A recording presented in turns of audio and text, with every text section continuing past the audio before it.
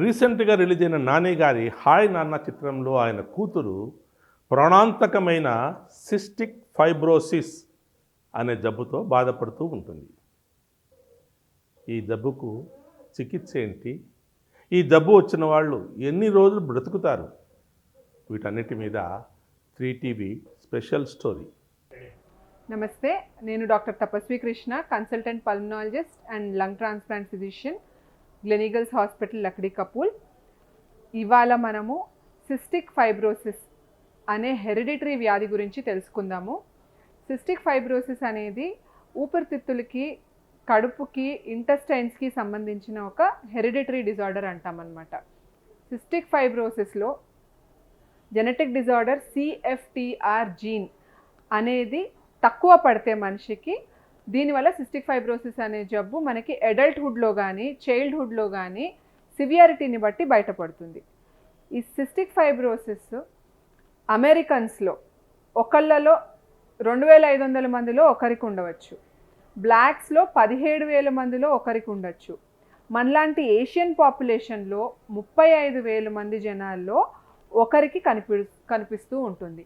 ఈ cystic fibrosis అనేది unfortunately family హిస్టరీలో కానీ, లేదంటే 7 తరాలుగా చూడమంటారు కదా, ఆ 7 తరాల్లో కూడా కనిపించకపోయినా సరే సడన్గా ఇద్దరికి, మదర్కి ఫాదర్కి ఇద్దరికి ఈ జీన్ పాజిటివ్ ఉన్నట్టయితే పుట్టిన బిడ్డకి సిస్టిక్ ఫైబ్రోసిస్ అనేది వచ్చే ఛాన్సెస్ ఉంటాయి.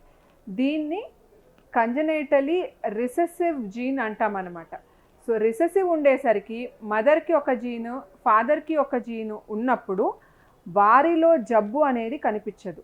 కానీ వారిద్దరికి పెళ్ళయి పిల్లలు పుట్టినప్పుడు మదర్ జీను, ఫాదర్ జీను 2 రిసెసివ్ జీన్స్ కలిసి వచ్చినాయి అంటే సిస్టిక్ ఫైబ్రోసిస్ అనే జబ్బు పడే ఛాన్సెస్ ఉంటాయన్నమాట.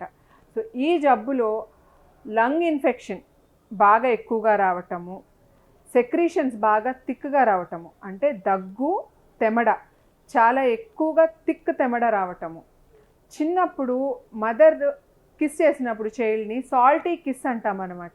ఇది ఎందుకు అట్లా వస్తుందంటే సిస్టిక్ ఫైబ్రోసిస్లో మెంబ్రెయిన్ రిసెప్టర్స్ ప్రాబ్లం ఉండి salty kiss of cystic fibrosis అంటాం. చైల్డ్కి ఇట్లాంటి సిమ్టమ్స్ కనిపించినప్పుడు ఇమ్మీడియట్గా పీడియాట్రిక్ పల్మనాలజిస్ట్ లేదా పల్మనాలజిస్ట్కి చూపించినట్టయితే ఫర్దర్ డయాగ్నోస్టిక్స్ రన్ చేసినప్పుడు సిస్టిక్ ఫైబ్రోసిసా కాదా అనేది జెనెటిక్ టెస్టింగ్ ద్వారా తెలుసుకోగలుగుతాము.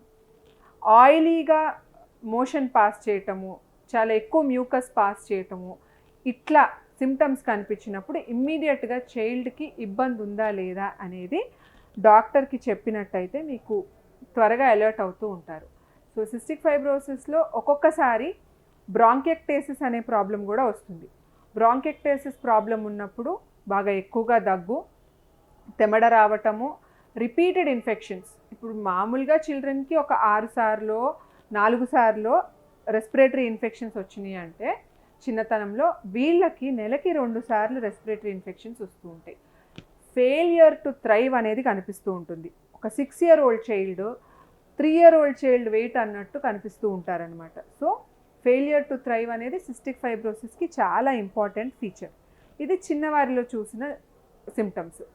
పెద్దతనంలో బ్రాంకెక్టేసిస్ ప్రాబ్లమ్, కంజనైటల్ బ్రాంకెక్టేసిస్ అని లేబుల్ చేసేసి cystic fibrosis transmembrane receptor gene test చేయకుండానే చాలా రోజులు వాళ్ళకి బ్రాంకెక్టేసిస్ అని కంటిన్యూస్గా ట్రీట్మెంట్ వెళ్తూ ఉంటుంది. మన దేశంలో unfortunately number of cystic fibrosis patients తక్కువ ఉన్నా సరే టీబీ అనే వ్యాధి చాలా కామన్. సో చాలామంది సిస్టిక్ ఫైబ్రోసిస్ పేషెంట్స్కి టీబీ జబ్బు కూడా చాలా ఈజీగా వచ్చేస్తూ ఉంటుందన్నమాట. సో బ్రాంకెక్టేసిస్ ఉండి ట్యూబర్కులోసిస్ కూడా ఉన్నట్టయితే కంపల్సరీ జెనెటిక్ టెస్టింగ్ చేయించినట్టయితే చాలా వరకు మెరుగ్గా ఉంటుంది. ఇదే కాకుండా 2 ఫ్యామిలీస్లో అడపా అక్కడక్కడ సిస్టిక్ ఫైబ్రోసిస్ పేషెంట్స్ కనిపించినట్టయితే ఇప్పుడు ఎవరినైతే పెళ్లి చేసుకోబోతున్నారో వాళ్ళ ఫ్యామిలీలో కూడా ఈ లంగ్ ప్రాబ్లం ఉంది, మన సైడ్ ఫ్యామిలీలో కూడా ప్రాబ్లం ఉన్నట్టయితే పెళ్ళికి ప్రొసీడ్ అయ్యే ముందు, పిల్లలు అయ్యే ముందు జెనెటిక్ కౌన్సిలింగ్ అనేది తీసుకున్నట్టయితే చాలా వరకు ఈ సిస్టిక్ ఫైబ్రోసిస్ అనే దాన్ని అవాయిడ్ చేయొచ్చు. ఒకసారి జెనెటిక్గా మన బాడీలోకి వచ్చేసిన తర్వాత ఆ చైల్డ్ కానీ ప్రివెంటివ్ మెజర్స్ ఏమీ ఉండవన్నమాట. ఓన్లీ త్రూ జెనెటిక్ కౌన్సిలింగ్ ఈ సిస్టిక్ ఫైబ్రోసిస్ అనే వ్యాధిని మనం నివారించగలుగుతాము. దీనికి ఫస్ట్ థింగ్ అవేర్నెస్సే చాలా ఇంపార్టెంట్. ఈ మధ్యకాలంలో మీడియా కవరేజ్, మూవీస్ కవరేజ్ చాలా ఎక్కువగానే ఉంది సిస్టిక్ ఫైబ్రోసిస్ అనే వ్యాధికి.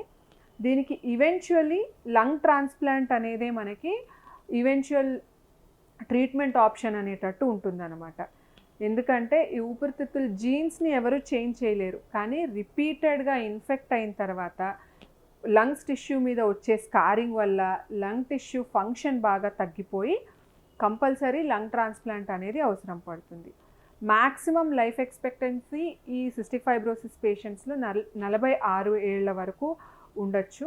కానీ చిన్నతనంలోనే ఈ రిపీటెడ్ ఇన్ఫెక్షన్స్ వల్ల, హార్ట్ మీద ఒత్తిడి వల్ల, లేకపోతే ఒక్కొక్క పాయింట్ ఆఫ్ టైంలో ఇన్ఫెక్షన్ బాగా ఎక్కువయ్యి సెప్సిస్ అనే ప్రాబ్లం వచ్చి త్వరగా సకంబ్ అవుతూ ఉంటారు, అంటే చనిపోతూ ఉంటారు cystic fibrosis patients. So early detection, మ్యారేజ్కి ముందే జెనెటిక్ కౌన్సిలింగ్ అండ్ డిటెక్షన్ అయిన తర్వాత అర్లీ ట్రీట్మెంట్ అనేవి చాలా ఇంపార్టెంట్ సిస్టిక్ ఫైబ్రోసిస్కి. ట్రీట్మెంట్ ఆఫ్ సిస్టిక్ ఫైబ్రోసిస్లో పేషెంట్కి రెగ్యులర్గా ఇన్హేలర్ థెరపీ, బ్రాంకోడైలేటర్ థెరపీ అనేవి ఇవ్వాల్సి వస్తుందన్నమాట. ఎందుకంటే సిస్టిక్ ఫైబ్రోసిస్ వాళ్ళకి ఎయిర్వే అబ్స్ట్రక్షన్ వచ్చి ఊపిరి తీసుకోవటం కూడా చాలా కష్టంగా ఉంటుంది. ఇదే కాకుండా మ్యూకోసీలియరీ క్లియరెన్స్, అంటే బాగా తిక్కుగా ఉన్న తెమడని బయటికి తీయటానికి కొన్ని రెస్పిరేటరీ ఎక్సర్సైజెస్ ఉంటూ ఉంటాయి. ఆ respiratory exercises Acapella and Aerobika device exercises చేసినట్టయితే లోపల నుంచి తెమడ చాలా ఈజీగా తీయగలుగుతారు. సో లోపల తెమడ ఇరుక్కోకుండా ఉన్నట్టయితే ఇన్ఫెక్షన్స్ వచ్చే ఛాన్సెస్ కూడా చాలా తక్కువ ఉంటాయి. ఇదే కాకుండా మదర్ సైడ్ నుంచి లేదా ఫిజియోథెరపిస్ట్ సైడ్ నుంచి కూడా ఫిజియోథెరపీ ఇప్పించి చెస్ట్ పర్కషన్స్ చేయించినట్టయితే లంగ్స్ బాగా ఈజీగా క్లియర్ అయిపోయి ఇన్ఫెక్షన్ ఎక్కువగా లేకుండా చైల్డ్ చాలా హ్యాపీగా బ్రీదింగ్ తీసుకుంటూ మెల్లగా నార్మల్సీ వైపు వస్తూ ఉంటారనమాట. ఇది కాకుండా యాంటీబయాటిక్ థెరపీ రెగ్యులర్గా ఇస్తూ ఉండాలి. అది పీడియాట్రిక్ పల్మనాలజిస్ట్ కానీ పల్మనాలజిస్ట్ కానీ they will take a call on the antibiotics which have to be given అనమాట. Apart from this normal population కూడా ఇప్పుడు ఫ్లూ అండ్ నిమోకోకల్ వ్యాక్సిన్ అనేది చాలా ఇంపార్టెంట్ అయిపోయింది. సిస్టిక్ ఫైబ్రోసిస్ పేషెంట్స్లో కంపల్సరీ వ్యాక్సినేషన్స్ అనేవి అప్ టు డేట్ ఉండకపోతే మామూలు ప్రజలు ఇబ్బంది పడేదానికంటే ఇంకా ఎక్కువ ఇబ్బంది ఈ పేషెంట్స్ పడుతూ ఉంటారు. కాబట్టి వ్యాక్సినేషన్ మీ పల్మనాలజిస్ట్ని అడిగి టైం టు టైం వేయించేస్తూ ఉండండి. అద్భుతమైన ఆరోగ్య వీడియోల కోసం 3TV హెల్త్ ఛానల్ ని లైక్ చేయండి, కామెంట్ చేయండి, సబ్స్క్రైబ్ చేయండి, అలాగే షేర్ చేయండి. Thank you.